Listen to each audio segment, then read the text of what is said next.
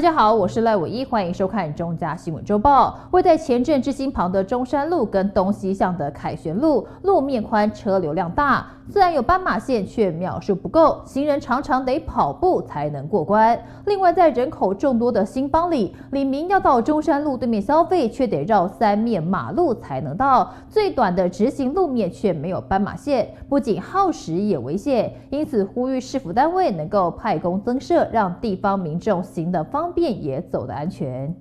位在前镇之星旁的中山路和东西向的凯旋路，路面宽，车流量大，还不时有大型货柜车经过，相当危险。行人虽然有斑马线可以通行，但秒数不够，常要跑步才能通关。另外一旁的新邦里里民，如果要到中山路对面消费的话，得绕上一大圈，最短的直行通道却没有斑马线，不仅耗时，也相当危险。因此，地方呼吁市府单位能够派工增设，让民众能安全通行。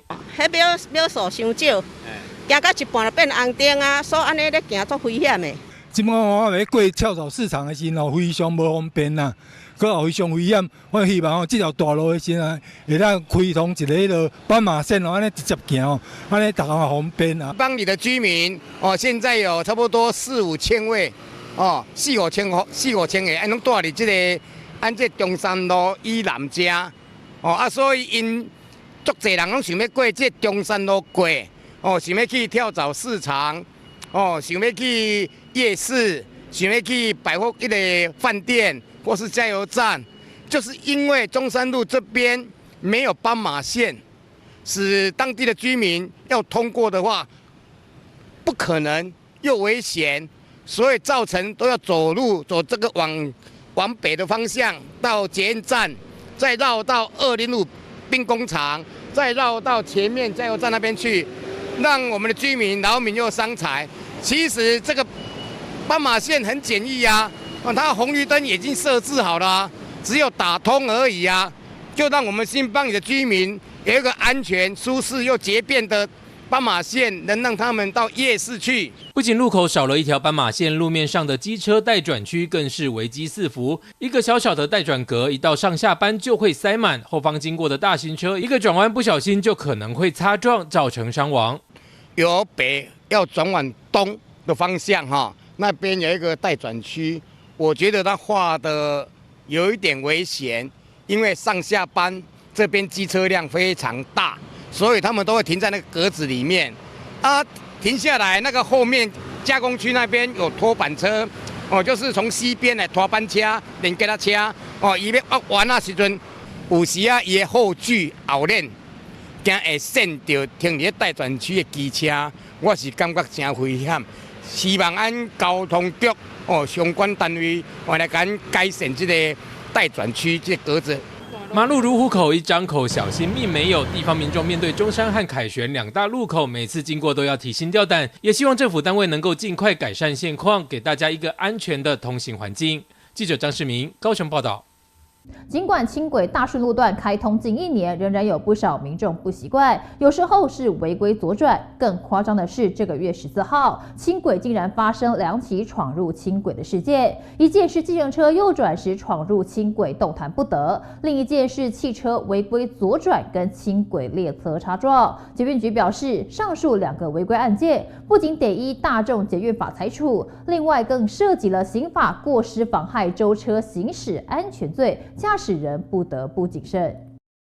监视器拍下，繁忙的大顺路上往来的车流非常多，但仔细看，有辆汽车驾驶疑似没有注意到轻轨开过来，竟然直接左转，与轻轨列车撞在一起。发生事故后，他才赶紧把车头移开，但一切已经来不及了，造成轻轨必须暂时停驶。你像那个荷兰那个自行车道，你行人也是要小心，你就是该是什么车走的地方，或者该人走的地方，自己都要弄清楚啊。所以现在就是要祭出刑法的法则，你觉得这样是应该？刑法对啊，应该先宣导吧。先宣导也是一个问题啊。另外就是可能它有一些可能是不是有一些那个路是不是标示的不够清楚啊？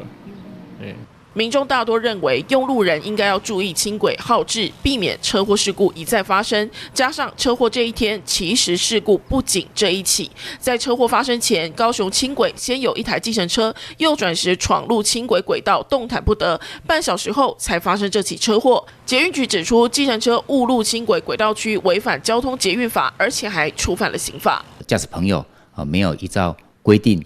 违规的方式造成我们轻轨的危害，因为这个也会影响到整个搭乘轻轨公共运输旅客的安全哈。除了依照大众捷运法规定，我们会由警察单位来支担告发1500块钱到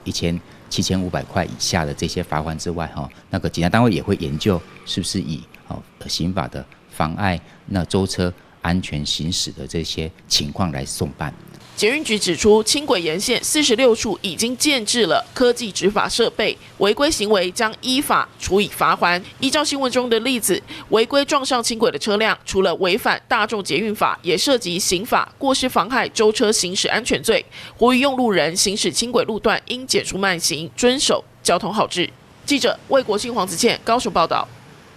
高铁延伸屏东计划，如果年底确定采高雄方案，左营区有2条东西向重要道路，恐怕会受到影响。立委李博义建议铁道局应该向地方居民说清楚、讲明白，不用害怕，多听听基层建议跟疑虑，相信地方的包容度也会更大。高铁左营区崇德路是上下班时段车流量必定会大增的路段，也是当地重要的交通枢纽。但是交通部与铁道局原先提到高雄案不会影响崇德路，第2回却又改口说崇德路要采半半施工，第3回又指出明洼路段会到新庄一路，这样反复的说辞让地方居民感到困扰。我第一次听到这个消息，会从崇德路这边过。对，是不是都跟居民没有讲得很清楚？但应该是吧，因为你现在在跟我讲，我也觉得好像第一次听到会从这边过。奇怪，我不晓得。还是不希望这样啊。是不是觉得他们说法统一一点会比较好？当然啦，应该是统一比较好。地方居民说自己住在可能受到冲击的崇德路段，但他却没有听说过高雄左营案可能会做出这样的规划，听了十分无奈，认为生活可能受到冲击，加上现在除了传出南北向道路，左营区崇德与新庄一路因为靠近高雄方案，左营明洼区域可能受到影响。另外，这2条路都是东西向，为莲池潭与旧左营地区通往市区的主干道，施工方式更是引起注目。不然你那个事情缓来缓去的，没有一个规矩说，到底要怎么做，对不对？让百姓也觉得你们到底在做什么事啊？就感觉这样啊。当然赞成进市区啊。对啊，所以有影响其实也没关系。你说人自私不自私？我住在火车站旁边啊，当然过那边更好啊。据报载，李博义指出，铁道局每次解说高雄案的感觉都像是在挤牙膏，一次跟民众透露一点点，这个模式只会让地方上充满更多疑虑，也可能会影响决策层的判断。他建议资讯应该要公开透明，以免附近的居民听到中央朝夕令改，人心不安。记者魏国庆、黄子倩高雄报道。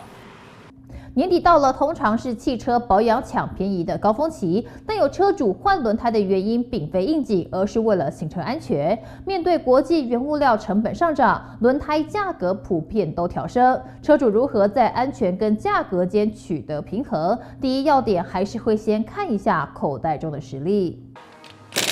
汽车维修厂师傅拿着工具装卸轮胎，虽然已经年底了，但民众却不是因为年关将近才来抢便宜帮爱车进行保养换胎，而是因为轮胎磨损，为了保平安开上路，才来选购轮胎进行换装。面对原物料成本只有涨没有跌，反映到轮胎价格上，民众表示知道万物齐涨，但为了安全，还是必须花钱消灾。但若是顾虑到高低差价格，还是会慎重考量一下。对啊，就是还有对品牌的那个信赖的程度这样子，价格也是会看啊，就是也会挑，如果有特价的时候再换的。当然，如果太贵的话，我们就只能再挑便宜一点的啊。对，物价一直在上涨，轮胎它只会涨不会降，安全比较重要啦。那年关将近的，我们还觉得这种轮胎还是提早更换，或者是提早来我们这边检查，打气这样子。汽车维修厂表示，国外品牌的轮胎价格多数反映在国际市场上，与国内厂牌相比，每个轮胎差价在500元上下，4个轮胎一起换，价格落差就有2000元以上。但品牌使用信心以及知名度，通常也是消费者首要选购的方向。通常都是有选择国产的国产的或者是分进口的，像这种就是马牌的德国品牌的，还有米其林的，这两个就是比较大众化，大家都能耳熟能详都能听过的。单一颗轮胎，我们以小规格来讲是落差价大概2000至3000左右，一颗轮胎4颗。除了汽车外，机车轮胎涨幅就普遍稳定，因为通常都是近距离代步用，车胎多数会选择亲民价格的国产品牌，消费金额不高也花得起，但前提还是以骑乘安全为主。安全第一就好了，价格还好了。你若要换较好的嘛是有啊，涨幅就一定无同的啊，伊的抓着力啊，好歹啊，你若一般就是要哪讲啊，抓着力较无遐好安尼尔。因为大部分都是原物料涨价啦，橡胶类的东西，它就是成本涨价，我们就一定会跟着涨价。但是就是看店家自己有没有办法吸收成本这样子而已啊。轮胎已经没有人胎压了，胎痕了，就一定要换啊。这个是安全性的问题。对。这1-2年内已经涨了多少成？大概至少10%至15%。涨了1成5有。1成一定有。国际战争情势让原物料供应吃紧，轮胎主要原料橡胶价格也持续攀升。若是加上全球环保减排压力，恐怕轮胎市场在新的一年还是只会涨不会跌。能不能选购高端品牌轮胎要更安全，还是要看消费者口袋中的实力了。记者李佳龙高雄报道。新北市政府警察局日前举行了一场充满荣耀跟温暖的退役仪式，市长侯友宜、警察局长廖训成等人向6只功勋卓越的警犬致上最崇高的感谢，场面温馨动容。吴杰，怎么样？舍得还舍不得？小六。新北市警犬退休喽！新北市政府警察局今天与刑警大队替局内的警犬们举行一场充满荣耀与感动的退役仪式。新北市长侯友宜、警察局长廖旭成等人，除了向6只功勋卓越的警犬合影留念外，侯友宜也亲自一一帮每只警犬戴上象征荣誉的退休奖牌，感谢他们常年对人类的付出及贡献。侯友宜表示，警犬们工作这些年，换算成人类年龄，是到了该离开职场退役的年纪。他很感谢警犬们的付出，也很感恩领养家庭的爱心，也期望退役警犬们能够有幸福的退休生活。这一路走来，看他在岁月成长的过程当中，真的让我非常开心。这么一好的环境，让他能够很多的表现。那今天要离开的，我是非常的不舍。有时候刚刚在开一个玩笑说，警前工作了，算一算，如果工作了8年了哈，如果乘以7或者乘以8了，用人类的换算的方式，他已经将近60岁了，所以他的退休不用比较。我们60几岁还是在工作，跟我们都一样。你把它换算过来，其实也是差不多该退休的年龄。所以有时候在看我们这些人跟犬只的关系，那是一件非常紧密。用一个换算的方式，其实他也应该要好好安享他人生的最后一段日子。其中福星的领犬员林志伦，从他出生的那一刻开始，就一直照顾、陪伴福星度过每一个重要的时刻，直到退役。如今林志伦也成为福星的领养人。林志伦表示，将继续带着福星好好看这个世界，让他享受最美好的退休生活。可能从他出生之前，然后到出生，然后到现在，就是太久的陪伴了啦，就7年多的陪伴了，对啊，会不舍。他是我的家人。家人也都很疼他吗？你的家人？对啊，大家都很喜欢他。他看到每一只狗或是每一个人，他都会想要去亲近。然后他个性其实就是蛮憨的啦，蛮憨厚的，所以你是怎么弄他，或是他被怎么弄，他其实都不太会有太多的不好的情绪去面对啊。他都就是笑笑的这样憨憨的去看待一切。其实我很开心。因为我领养，就是好不容易可以领养它，就变成我自己的狗。所以我其实还蛮期待这一刻的到来，然后很开心。因为之前都要训练，然后就是没有办法说好好的去宠他啦。对啊，因为我们他是有训练要做，所以他等退休之后，就是可以让好好的就是享受他的后半辈子这样。另外，珍宝犬首领虽因皮肤病与贫血问题多次求助兽医治疗，但他从未放弃，始终坚守岗位。退役后，照顾首领的兽医决定成为他的领养人，将这份情谊延续至他的退休生活。它是珍宝犬，然后平常我们会支援一些特殊勤务的场检，然后之前有支援海洋音乐季啊，或者是贡寮万金石马拉松，各种活动的场检，其实都常看到他的身影。其实他参加蛮多场重要的活动这样子。他个性就是比较属于内向的，对。其实他今天可以在这边这个活动对他来说就是一个很大的成长，因为很多人，然后他小时候的个性就是比较内向，然后是透过我们慢慢训练，然后加上最近因为我们领养家人有特别跟他互动，然后我们领养人也都领养他的爸爸妈妈非常好，就是给他很多的引导，然后让他更多的改变。我觉得就是他个性就越来越优秀，越来越和谐这样子。我们特别用心的去筛选，对，然后非常幸运，这次刚好有他的领养家庭是兽医，然后我们就觉得非常谢谢他们，就是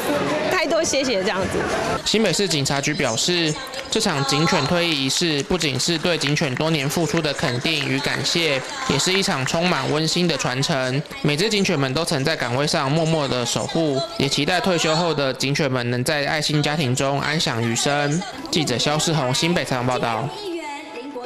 你家社区是否又默默开了一间自助洗衣店呢？根据财政部资料显示，全台自助洗衣店家数已经逼近3000间，比超市还多。不过市面上自助洗衣品牌琳琅满目，对有心创业的朋友来说，如何加盟才能安心有保障，进一步成功斜杠人生呢？带您一块来了解。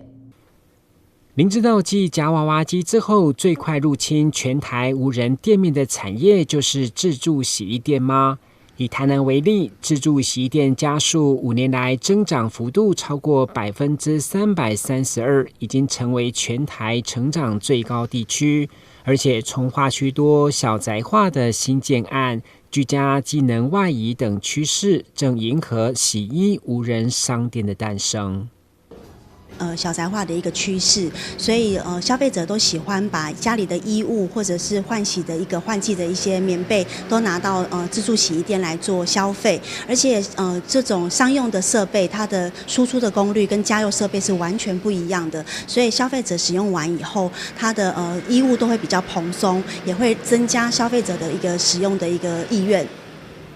自助洗衣的市场需求以目前总体销售上看200亿，近5年销售成长也高达90%来分析，商机的确可观。但市面上自助洗衣品牌琳琅满目，最怕就是机器的安全维修以及选址问题等等。所以想创业的加盟主要如何选择投资，才能避免变成加盟孤儿？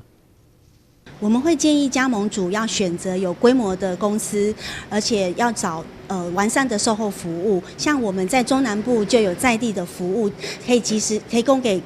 加盟主最及时的一个服务。这样子的话，可以避免成为设备孤儿，还有加盟孤儿哦。为迎合智慧化年代，有业者也独家开发 IC3 店长系统，透过手机远端就能控管，直接省下人力成本，还可以设定不同时段、不同价格来刺激消费。IC3店长管理系统可以提供加盟主更轻松的由后台这边来去管理，可以执行远端的退币，还有远端的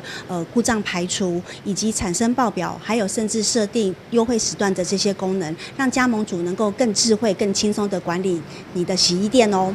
自助洗衣店一家家开，创造出惊人商机。如何安心有保障来成功斜杠人生，可得审慎评估。记者郭文吉、何乔邦台南报道。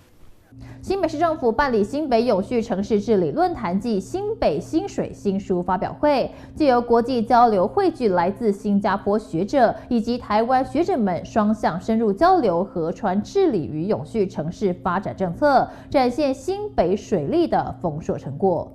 3、2、1，请发表。新北新水 New Taipei New Water， 让我们一起打造最好的新北六水生活。新北人口多，治水与民众息息相关。新北水利局18号上午举办了论坛，并邀请国内及新加坡学者与会。会中除了聚焦都市河川治理经验，也发表了新书《新北新水》。新北市长侯友宜表示，近年来除了改善都市沟渠，有众多的机制来面对极端气候，很多河川生态也都回来了。新北市这几年非常谢谢大家通力合作，让新北市在治水、清水、清水不断的能够蓬勃的往前走，尤其在治水这一个区块，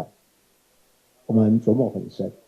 这里面我也要特别谢谢我们的赖建信，我们的水利署长给我们大力的支持，因为新北市就是台湾的所有，相对的又是都会密集的地方。那新北市有山有海也有锅，那这当中如何让整个都会形态里面原本最脏乱恶臭的河或是川，甚至包括水沟，能够把它做到环境非常的优化，水质非常的清，甚至包括在周遭的整个环境的改善过程当中，也能够提供更舒适的一个清水环境。因为我们的污水下大概1500公里左右，雨水下大概有800多公里，所以我地下管线大概有2300多公里，所以我就把它建成一个混合实境 MR 的系统。同仁现在只要戴上 MR 的头盔，可以把我整个下水道呈现到马路上来，变成一个立体的东西，马上把这附近的管线全部叫出来，就可以很清楚哪里有人孔，哪里有管线。如果我要做强摘做什么，可以马上就找到管线。那我们的地下的科技也在发展，包括地下的无人机，让人员的作业能够更安全。所以我们希望从天空到地下掌握所有的状况，对我的整个防汛的作为可以最有效的应用。侯友宜在会中与水利局局长宋德仁共同发表新书。宋德仁表示，《New Taipei New Water 新北新水》这本书收录了37篇水利建设的成果，清楚介绍如何从破旧、去污、创新3面向打造新北的水利黄金年代。这次的论坛邀请到新加坡国立大学城市科学中心邱鼎才院长、周一敏教授、蔡依娜副主任，以及经济部水利署长赖建信、清华大学生命科学系教授曾勤贤、自然步道协会荣誉理事长林淑英、天下杂志 CSR 频道总编辑黄昭勇，以及国内水利工程背景的学员近100名共襄盛举。记者吕其坤、沈金华新北采访报道。庆祝基隆市建市100周年，12月21号，由市政府文化观光局特地在国门广场举办的基隆100迎宾万千基隆好事年终演唱会热闹登场，包含鼓鼓吕思伟、萧秉治、铁肺天后戴爱玲、金曲原住民歌后伍思爱等人轮番上台演唱。主办单位更邀请世界棒球12强冠军中华队台湾英雄球星吉利吉捞拱冠，现场自弹自唱，跟大家同乐，嗨翻全场，热闹非凡。手海才会让幸福的敢和敢爱，感觉慢走不感慨，不得不爱，让生命找到绚烂，过于简爱。我始终相信存在，我充满真爱的感觉泛，只要感觉来说爱就爱，感觉对说爱。鼓鼓吕思伟、萧秉治。你是我的生命，再煎熬也不能抽离。你的笑容、声音、眼神、呼吸，无法忘记，我还是爱着你。铁肺歌后戴爱玲。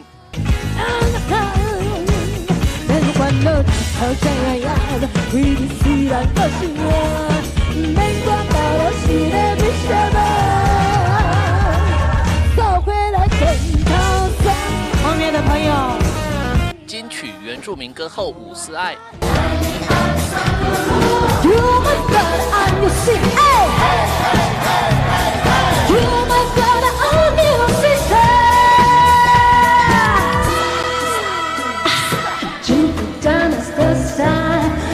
世界棒球12强冠军中华队台湾英雄球星吉利吉老拱冠，现场自弹自唱和大家同乐，嗨翻全场，热闹非凡。外面的世界很无奈，当你觉得外面的世界很精彩。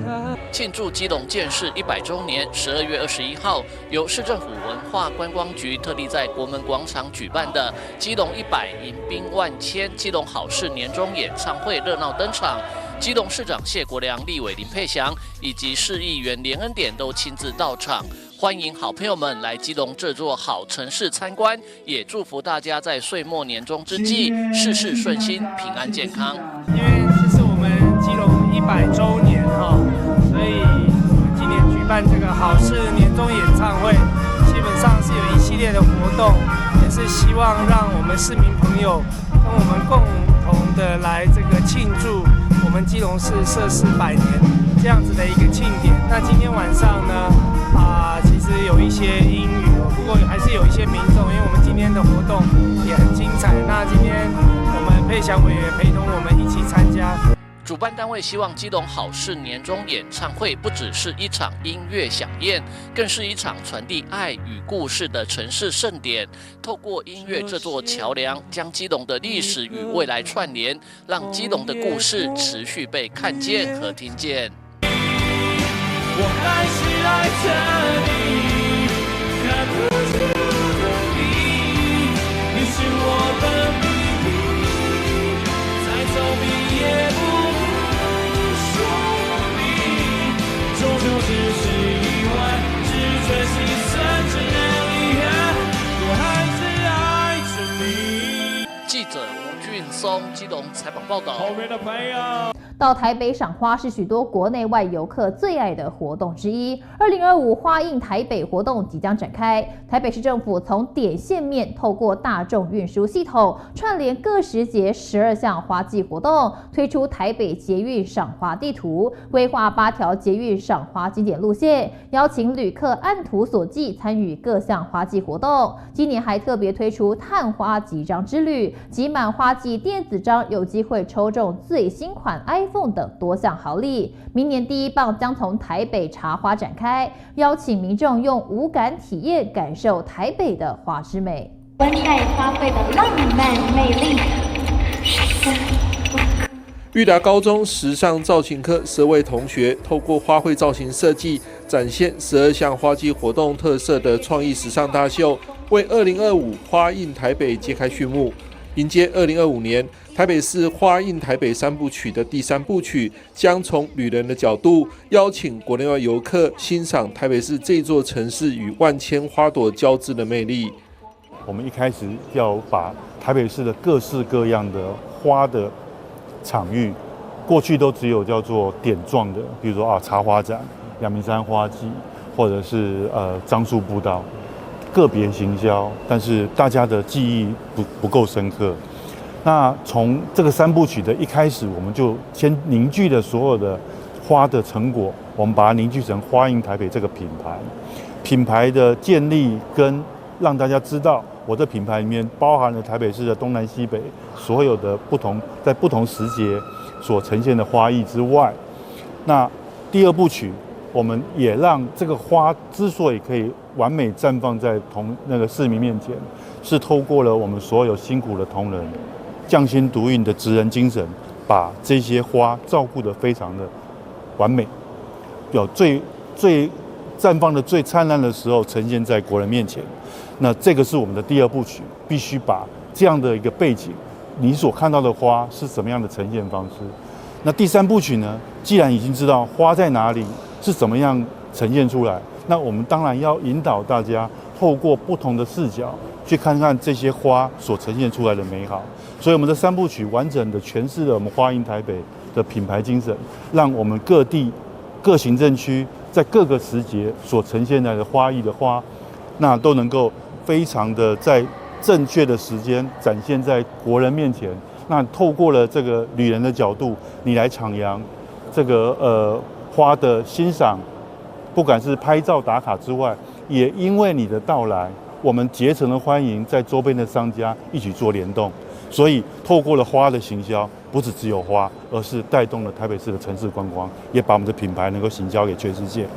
台北捷运赏花地图也首度曝光，透过捷运、公车等大众运输系统，将各个季节的花季活动串联的8条捷运赏花经典路线，让游客不用开车就能按图索骥到处赏花。以捷运为主的主干线，当然在我们的活动本身，透过了公车的接驳，包含刚刚讲的我们的阳明山花季，这个在每年度的重磅的活动的场合，包含了我们的大众运输的接驳，以及相关的路出的资讯，我们都会透过了增加班次，便利民众的搭乘，以及相关资讯的露出，来让大家更容易接近我们的花季的所有的场合。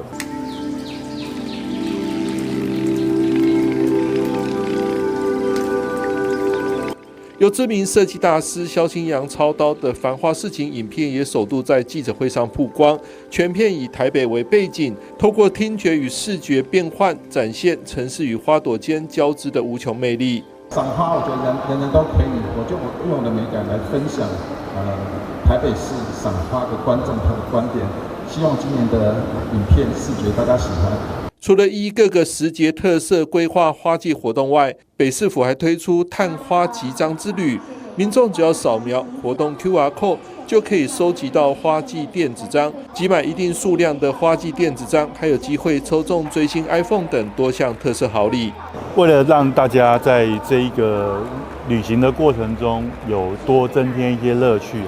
那在不同的花的季节活动，我们透过了大众运输的连结，当然也希望当他到场之后，我们透过了电子集章的活动，来请大家透过了参与不同的花季的活动来集章。那我们分别在3月、6月、9月到年底12月，每3个月我们都会抽奖一次。那分别有大小不同的各式各样的奖品，欢迎大家来集章来体验。2025花印台北首波活动将由1月10号开始的台北茶花展打头阵，接续则是有台版富良野之称的3层旗花海，然后是过年期间登场的樟树步道花海与乐活夜莺季等，让您走春赏花不用再辛苦开车，轻轻松松与亲朋好友感受台北花之都的魅力。让我们一起盛开五感缤纷，花样台北。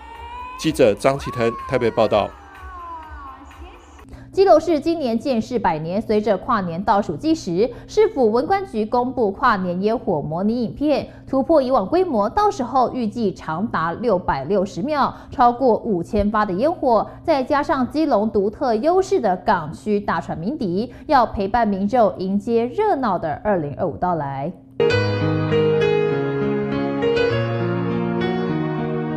跨年倒数，绚丽烟火升空，将基隆夜空顿时点亮。基隆的跨年烟火秀模拟影片首度曝光，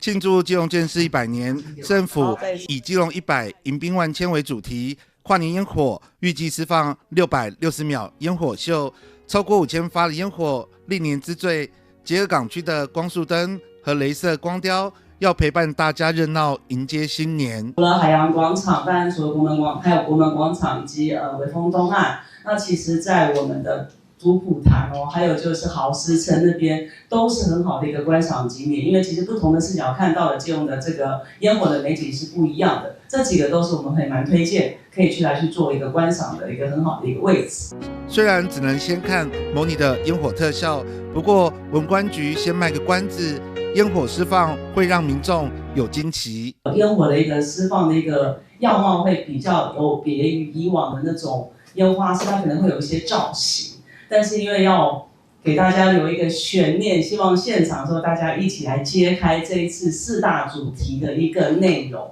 除了释放烟火，文管局在现场将发送精美小礼物，数量有限。我们活动从11点开始，现场只要到我们基隆旅游网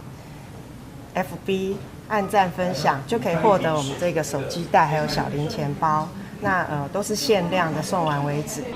基隆100系列活动不止跨年当天有烟火可以看，好事年终演唱会将在21日抢先登场，聚集众多卡司，甚至还邀请热爱唱歌的12强世界棒球冠军球员吉力吉捞拱冠，一连串活动陪伴民众迎接2025。记者黄绍明基隆报道。立委郭玉琴特别在冬至这天来到明伦三圣宫举办岁末团圆毛孩派对宠物活动，有宠物用品、认养、健检、美容等摊位，现场还准备了热汤圆，让毛孩跟民众一起开心过冬至。郭玉琴委员跟可爱的浪浪互动，希望他们能够找到新家。委员长期关注动保议题，特别在冬至这天来到明伦三圣宫举办岁末团圆毛孩派对宠物活动，邀请兽医师公会、动保协会、农业部动物保护司以及搜救犬等单位共襄盛举，有宠物用品、认养、健检、美容等摊位，现场还准备了热汤圆，让毛孩跟民众一起开心过冬至。今天呢，其实这个活动除了希望大家可以带毛小孩来山上走一走以外，那当然也可以包含我们的新屋的收容所，他们也带了一些狗狗的一些故事，那也希望这些狗狗能够被看见，然后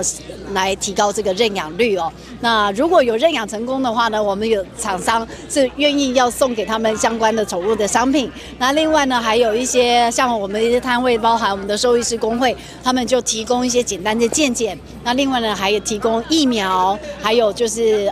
结扎的一个登记，那你也可以登记来打晶片。那如果你有登记的话，其实你会发现我们各个摊位都会有小礼品。虽然天气有点寒冷，还是有不少毛孩爸妈来参加活动。民众表示活动办得很棒，可以让毛小孩出来互相交流认识，也可以增加浪浪们被看到进而被认养的机会。还不错，蛮好的，可以让不同的人再来看看不同的毛孩这样子。我觉得可以耶，因为可以让更多的人出来看到这个不同的小朋友，这样子还不错。农业部动保司司长表示，一旦要养宠物，就要负责他们的一辈子，呼吁大家养宠物前要对自己的能力、环境做好评估，善尽饲主责任。就算没办法当毛孩爸妈，也可以当友善宠物的好朋友。养之前，先做好自己的评估，告诉自己自问自答，你有没有那个能力去养好它一辈子？一辈子。那你有没有那个环境能够提供它一辈子的这样的一个照顾？那我们希望一个好主人是善尽饲主的责任，包括该做好宠物登记的，该做好防疫工作的，该做好他应该要好的一些照顾对应的部分。那这部分能够去尽责，你才去当一个毛小孩的家长。郭玉琴从小就非常喜欢动物，在立法院也成立跨党派的动物好生活协会，期望除了猫狗以外，也让这片土地上的各种动物，包含经济、展野、实验动物等，都能够一起好好生活，也会持续努力让动保法更完善。的动保法是怎么样能够修得更加的完整哦，然后再来配套措施怎么样做好，不要像上次，因为其实好不容易我们动保法有大修，但是后来因为届期不连续，可能又得重来一次哦。那所以在相关动物权益上，其实我们是希望，因为现在其实养毛小孩的家庭是越来越多，那就是毛孩子以外，当然还包含其他的，包含实验动物啦，或经济动物啦，或展演动物啦，甚至我们可以看到一些除了猫狗犬猫陪伴动物之外，还有很多的动物，像是兔子啦、老鼠啦，或者其他的一些鸟类啦等等。那这些动物的权益其实是我们比较重视的。郭玉琴立委特别在冬至这天举办宠物派对，希望让更多人知道毛孩是家人，认养不弃养等，也呼吁大家共同爱护动物，让友善动物的社会更美好。记者赖伟一同报道。2024大溪豆干节在日前登场，今年活动特别跟日本石垣岛合作，在现场可以体验石垣岛的特色活动，并品尝当地的豆腐美食，希望借此促进两地在观光、美食及文化领域的深度合作，让大溪豆干飘香国际。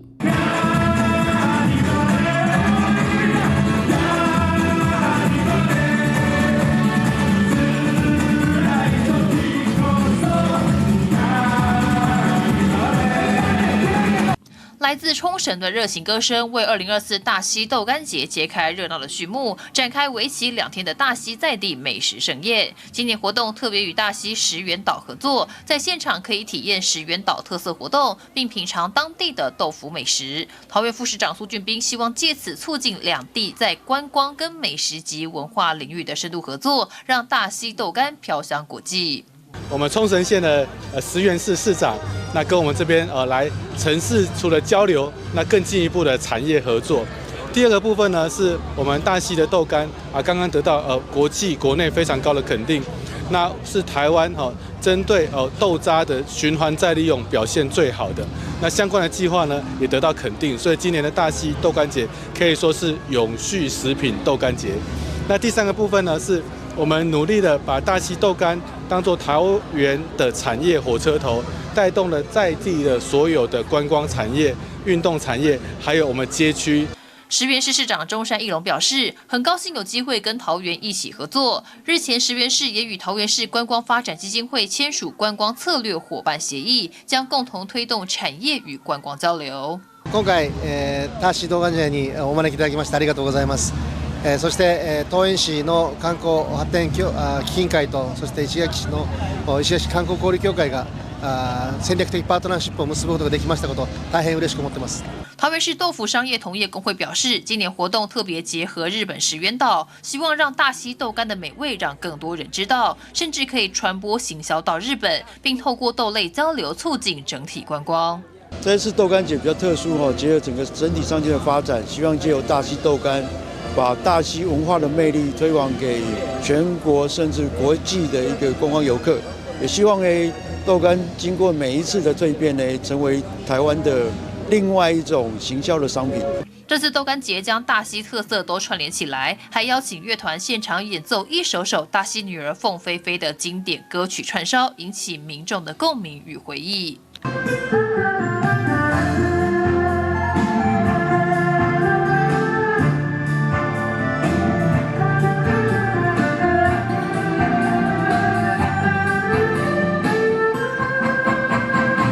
我们希望以后呢，年年呢，我们都能够跟这个石原市以及其他的国际城市继续来交流，让我们的豆干节越做越大。那也把我们的豆干呢继续推销到海外。那今年也有一些不一样因为我们希望鼓励呢，透过豆干节持续的活动让全台各地以及海外各地更多的游人呢，能够来到大溪这座城市游玩，更探店把我们全大溪的各个店家都加入到我们的豆干节里面。所以呢，我们集合超过40间以上的店家，包含的蔬食以及其他的手工制品还有木艺等等的店家，还有饮料等等的店家呢，都可以让大家来大溪游玩的时候呢，探店的同时还能够集章抽奖2024大溪豆干节以缤放 style 缤纷大溪豆乐风格为主题，不仅跨国际合作，也将传统豆干豆腐与新创结合，蹦出新滋味与巧思。为期3个月的在地业者探店集章活动，还有机会抽中超商礼券或冲绳来回机票，希望借此鼓励大家深入探索大溪的文化与美食。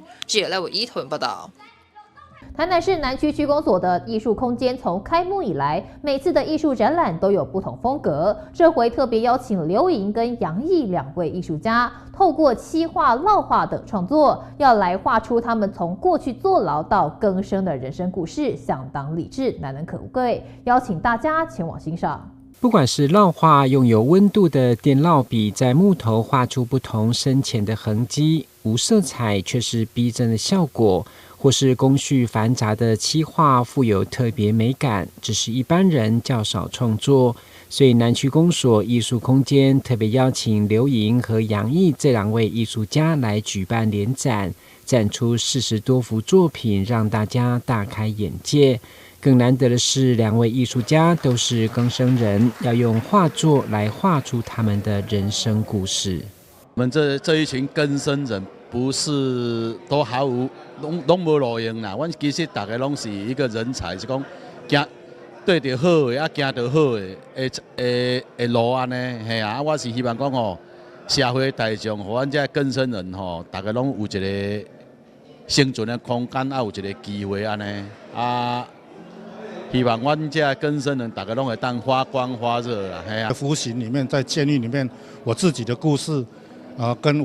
我亲眼看到的，我同房的一些室友的故事，我通过画作把它画下来，传达在里面的一些受刑人的故事跟他的努力。落收的部分是用一些废弃的木头，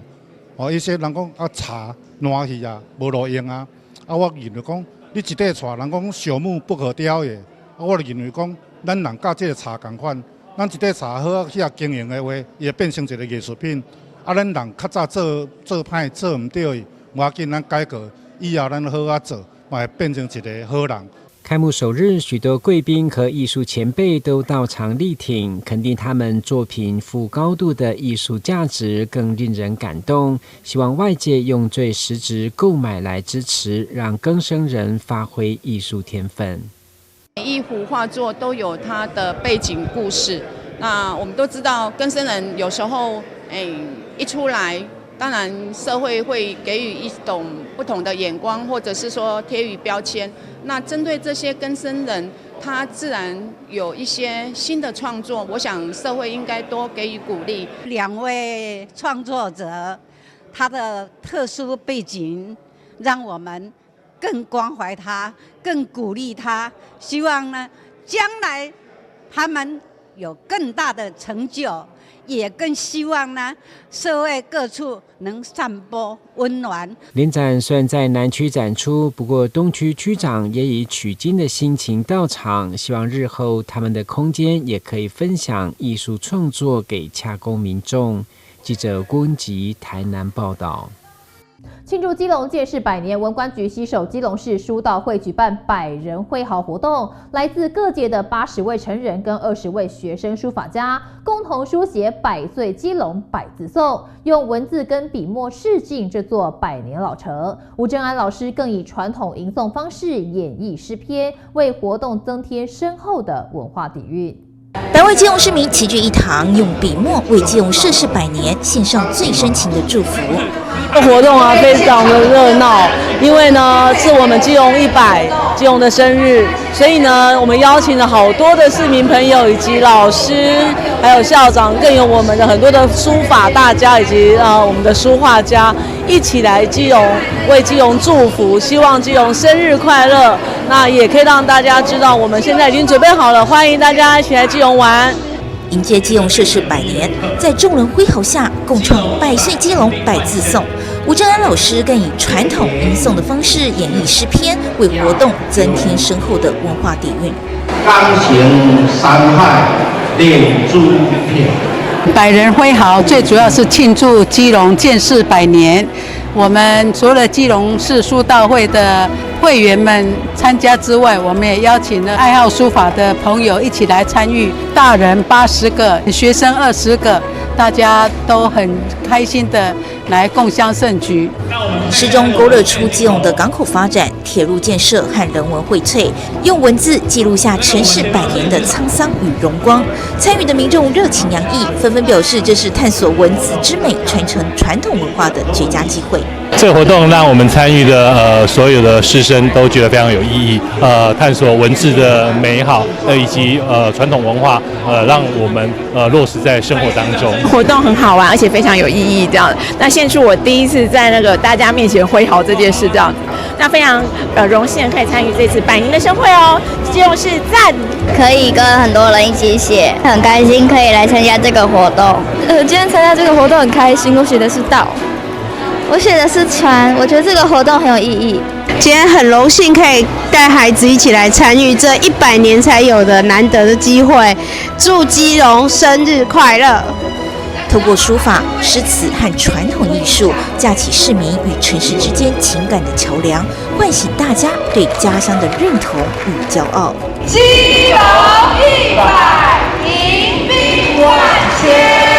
记者蔡小军，基隆报道。南台科技大学资讯传播系番茄蛋蛋团队前往新北市中和区华新街的缅甸归侨协会开设绘画班跟手机班，将年轻人的创意跟热情带给银发学员，让长辈们学习更多绘画技巧，并轻松掌握智慧型手机的使用方法，为社区注入一股温暖活力。新北市中和区华新街是台湾最大的缅甸华人聚落，居住着许多来自缅甸的长辈。番茄蛋蛋团队看准长者对于学习新事物和参与社区活动的渴望，特别规划了绘画及手机2项课程，希望透过年轻人的指导与陪伴，让长辈们的生活更丰富多彩。到时候画画像是有点像就是像烟火一样的这样，或是比较圆形的。大家看一下自己的照片。番茄蛋蛋团队也耐心指导长辈基础的绘画技巧，从简单的线条到色彩的运用，一步步引导长辈进入绘画的世界。虽然有不少长辈从未接触过绘画，但在年轻人的鼓励下，都勇敢拿起画笔，创作出属于自己的作品。我画的是我小时候70年左右的。全家福，我看到一张我就觉得好可爱，就画成那个卡通的样子。那是你几岁的时候啊？那时候5岁。背景是在哪里？背景就是在一个在以前在缅甸的时候，一个办公室里面。为什么选这张？这个衣服很漂亮。那今天来画画的时候开心吗？很开心。这次特别感谢你们，就是要帮我们辅导他们，教他们这个画画。我觉得非常感动。今天我看其中一位老人家把他自己想法，他自己的愿景画出来，想画一个花园，种花种草这样子，就是表达他们自己的这个想法。这个是非常好，也非常感谢你们。番茄蛋蛋团队指导老师郑路平表示，希望透过这样的活动，不仅让长辈学习到新的技能，更能拉近世代之间的距离，让年轻人也能从长辈的身上学习到更多宝贵的人生经验。学生们不仅能提升自身的专业能力，更能培养社会责任感。南台科大番茄蛋蛋团队这一系列的活动，不仅受到长辈们的欢迎，也获得社区民众的肯定。未来，番茄蛋蛋团队将持续关注新北市中和区华新街的社区需求，举办更多元的活动，为社区注入更多活力。中嘉新闻综合报道。台湾是美食天堂，各地都有许多隐藏美味。本周首先要带大家来到高雄苓雅区有家饭团店，卖的饭团不是一般的台式饭团，而是日式握饭团。每一颗饭团的馅料都非常丰富，老板保留了日式元素，再加入适合台湾人的口味改良，而且通通百元有找，让吃过的顾客都非常称赞。用海苔以及白饭作为基底，铺上最基本的午餐肉及玉子烧，再放上各式各样不同口味的主菜，给了霸气的握饭团差一点包不起来。这家位在武庙附近的小摊车，贩售各种口味的握饭团，每一颗的配料都给得这么大方，甚至连米都有称过重量。老板要确保大家拿到的饭量一模一样，给到这么豪迈，每个口味居然都百元有找，吃过的顾客都非常称赞。就觉得料多很实在这样子。然后推荐的话，会想要推荐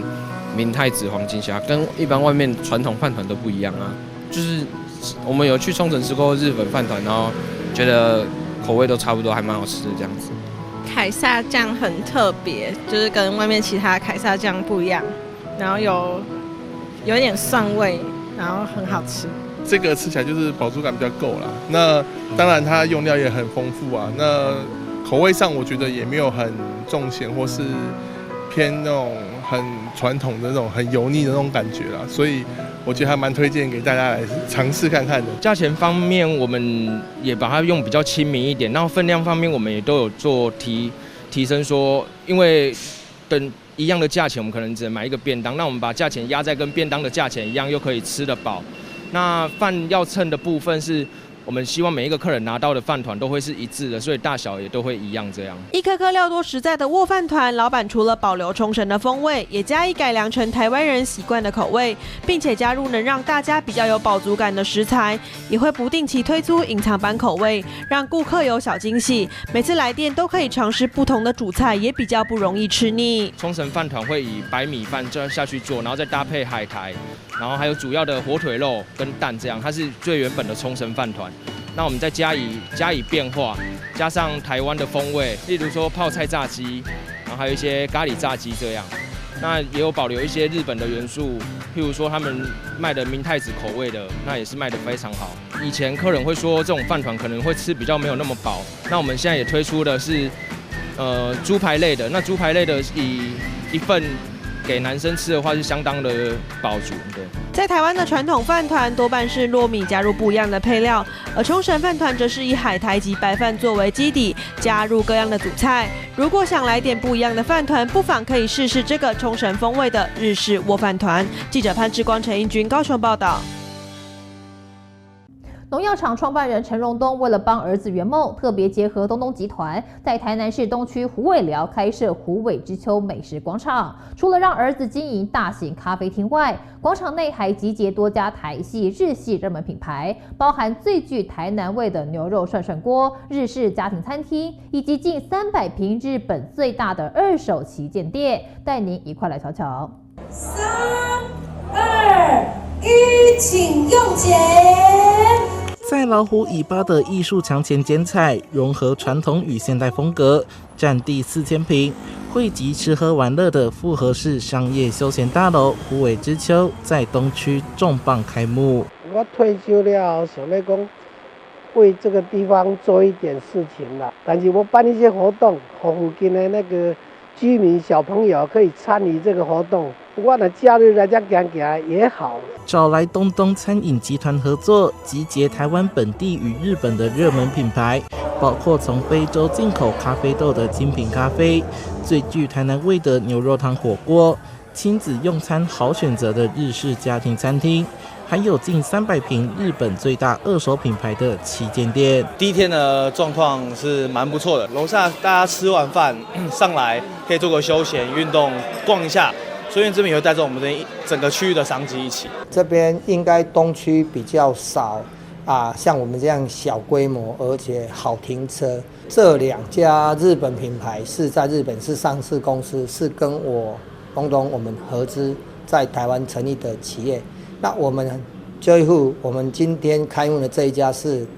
全台湾第20号店，我们已经开20家了。那海德沃伍今天是第5号店，是我们目的在台湾要开出100家。未来广场假日时都会举办各类主题市集，开创台南旅游美食新地标。无论是亲子同欢、商务访谈、循环经济、享用美食等等，都能来这里。记者说海棠的报道。过去孩子常常抱怨学校午餐的味道太单调，台南市麻豆区的黎明中学就做了改革，除了将学生餐厅翻新，还请来自助餐业者进驻，提供20道菜让学生自己选自己夹，每天的菜色都不一样，重点是吃一餐只要65元。中午时间，学生们迫不及待地冲进餐厅，就怕手脚比别人慢了一步。因为看看这台面的菜色，有番茄豆腐、茄子、苦瓜咸蛋，另一边还有好几道青菜，加起来有20道。主菜有卤排骨、炸鸡腿，还有和手掌一样大的鸡排，只要吃得完，要加多少都行，要让黎明高中的师生们吃饱饱。比之前的统餐还好吃很多，而且你每天会想要来吃午餐，因为你会觉得有一份期待感。大家都自备碗筷，把碗公餐盘盛得满满满。黎明高中把学生餐厅做了改革，变成自助餐室，不仅在菜品搭配和口味方面下了功夫，也特别重视学生的饮食习惯，让他们自己选择菜色与营养。薄利多销方式，一餐65块让同学吃到饱，没有限制，只要不浪费为原则，我们不限制它。每一天会轮流一个年段到餐厅来用自助餐。那自助餐大概是用这个吃到饱的一个方式，那让学生就是他可以吃他自己喜欢的菜色。那餐厅这边也是每天都会更改不同的菜色去满足学生。餐厅每次可以同时容纳500名学生用餐。对于不想到餐厅选菜的，也可以利用网络订餐，有5种套餐可以自己选择，还能根据个人需求来加量。校方未来会持续收集师生意见，不断优化，替校园餐食注入新活力。记者收怀台南报道。以上就是本周的中嘉新闻周报，感谢收看，我们再会。